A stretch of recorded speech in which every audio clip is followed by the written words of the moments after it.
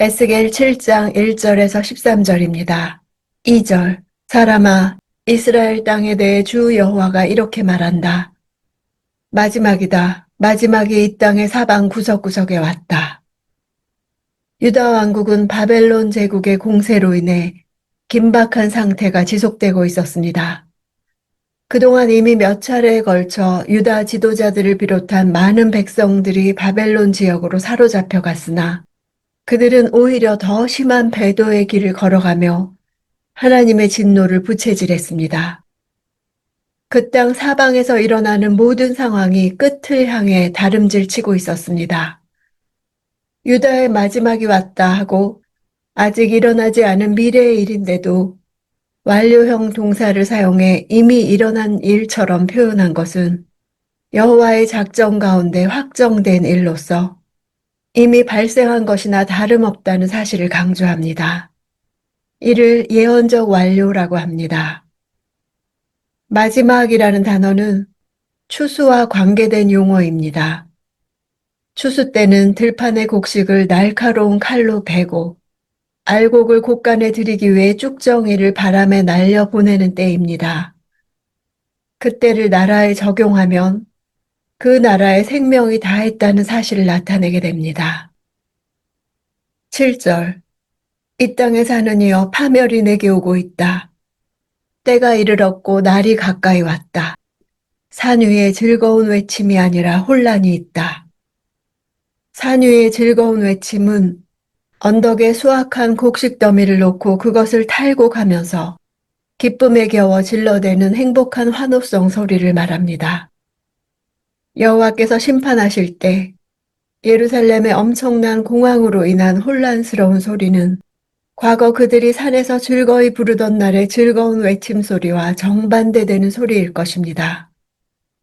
예루살렘에는 과거처럼 수확의 기쁨에 충만하여 환호를 지르는 모습이 더 이상 들리지 않을 것이요. 오직 죽음과 환난으로 신음하는 소리들만이 온 성내를 울려 퍼질 것이 예언되고 있습니다. 10절. 그날이다. 그날이 왔다. 파멸이 시작됐다. 몽둥이에 꽃이 피고 교만이 싹 텄다. 몽둥이에 꽃이 피고 교만이 싹 텄다는 표현은 해석이 여러 가지입니다. 몽둥이가 지도자들을 상징해 유다 지도자들이 교만한 것을 나타내기도 하고 그들에게 매질할 몽둥이가 꽃을 피운다고 볼 때 바벨론을 의미하는 것으로 해석할 수도 있습니다. 몽둥이에 꽃이 핀다는 표현은 심판의 도구가 될 몽둥이가 준비되고 있음을 상징합니다. 심판의 근거는 이스라엘 백성의 죄악이며 이 죄악을 징계한 도구는 바벨론이었습니다. 다시 말해 몽둥이에 꽃이 피는 것은 이스라엘 백성이 심판받을 만큼 그들의 죄악이 관영했음과 동시에 그들을 심판할 바벨론의 세력도 강해져서 징계의 도구로 사용될 준비가 되었음을 암시합니다. 11절. 폭력이 일어나서 죄악을 징벌할 몽둥이가 됐다. 그들 가운데 아무도 남지 않고 그들의 재산도 사라질 것이며 그들에게 있어서 어떤 소중한 것도 남는 것이 없을 것이다. 바벨론의 느부갓네살에 대한 예언이라 할 수 있습니다.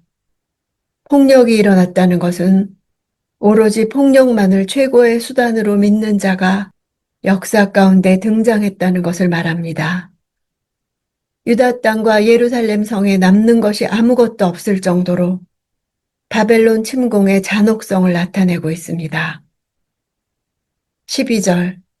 때가 왔고 그날이 이르고야 말았다. 사는 사람도 기뻐하지 말고 파는 사람도 슬퍼하지 말라. 진노가 그 온 무리에게 올 것이기 때문이다. 유다의 멸망 직전에 있을 경제활동, 즉 토지매매에 관련된 예언입니다. 바벨론이 거듭 유다를 침범하고 포로로 잡아가는 국가적 혼란기를 틈타 토지를 사는 사람은 소유자에게 땅을 헐값으로 사들였습니다. 돈이 궁해 토지를 어쩔 수 없이 파는 자가 헐값에 처분하고 큰 슬픔에 잠기고 구매하는 사람은 기뻐하는 상황을 말하고 있습니다. 그러나 몇 년이 되지 않아 구입한 그 땅을 외적에게 강탈당할 것이기에 기뻐하지도 슬퍼하지도 말라고 하십니다. 진노라는 단어는 묵시라는 단어와 발음이 유사해 이곳에서 언어 유의적 표현을 하고 있습니다. 이스라엘 백성에게 내려지는 진노는 그들에게 내려진 계시와 분명한 상관관계가 있다는 사실을 강조하는 것입니다. 13절. 파는 사람이 살아있어도 판 것을 되찾을 수 없을 것이다. 그 환상은 모든 무리에게 보여진 것이니 되돌릴 수 없다. 자신의 죄악 가운데 살면서 자기 생명을 유지할 사람이 없을 것이다. 자신의 토지를 팔아버린 자가 비록 살아있다 할지라도 그것을 되찾지 못한다는 것은 유다의 멸망 이후 상당 기간 동안 바벨론이 그 땅을 지배할 것이라는 사실을 말하는 것입니다. 아울러 그때에는 판매한 토지가 원소유주에게 다시 돌아가는 희년의 혜택도 누릴 수 없게 됩니다. 그 환상은 이 문장 앞에 왜냐하면이 있어서 땅을 되찾을 수 없는 이유를 말합니다. 여기서 환상이라 번역된 단어가 앞절의 진노와 유사한 발음을 가진 묵시라는 단어와 같은 단어입니다. 환상은 에스겔이 하나님의 계시를 통해서 본 유다의 멸망에 관한 환상을 말합니다.